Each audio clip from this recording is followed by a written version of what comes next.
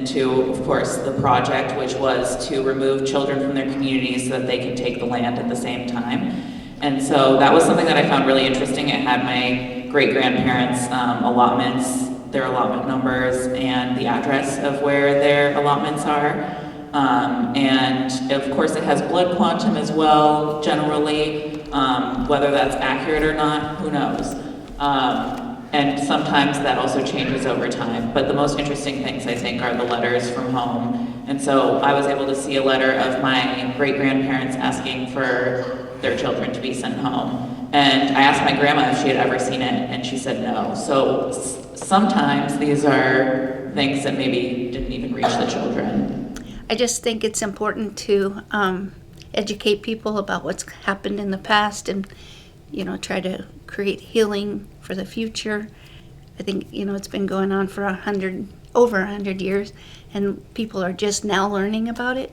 And there are people, it seems like they just want to pass over it and pretend it didn't happen.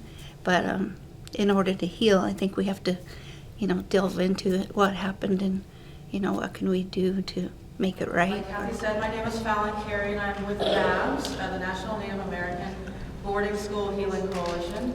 And so we go in and work with the National Archives and scan the materials, and we put them into our database. The National Native American Boarding School Healing Coalition is our organization, and NIBSDA, National Indian Boarding School Digital Archive, is our database. Because like River has been working on our Chemawa cataloging, they had lists of runaways. They had transfer logs of like where the kids ended up going, and so it's gonna paint a really large picture of the boarding school system and how the policy was applied.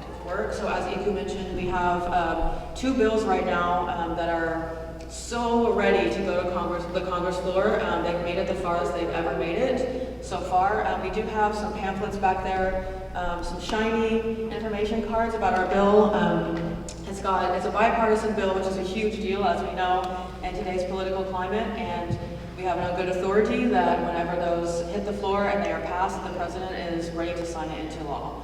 And so it's a huge time for us. As we know, everything's about to flip, and so we need to get these to the floor as soon as possible to get it voted on and approved, and so we can kind of move forward with our Truth and Healing Commission. And what that will do, our bills, once they're approved, they will establish the Truth and Healing Commission exactly how it was in Canada, but from our Canadian friends, we have learned that the big flaw that they have in their Truth and Healing Commission is they neglected to write in subpoena power. And so what our bill is going to have the capabilities to subpoena records from church organizations where those doors have previously been closed to us.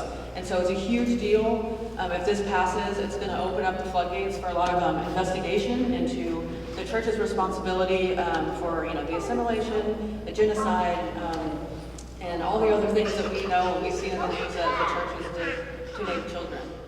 And so please check out our pamphlets on the